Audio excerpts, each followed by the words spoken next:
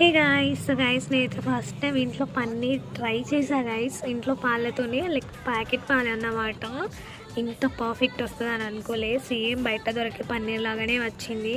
So కావాలంటే దాని recipe కూడా షేర్ చేస్తా ఎలా వచ్చిందని అనేది మేబీ టైం ఉంటే. అండ్ పాలు తీసుకొని అది బాయిల్డ్ అయినాక లెమన్ జ్యూస్ పిండిన అన్నమాట. ఆ తర్వాత ఇలా ఒక కాటన్ క్లాత్లో వేసి వాటిని ఒకసారి వాష్ చేసి దానిపైన బరువు పెట్టేసిన ఒక 40 మినిట్స్ 50 మినిట్స్.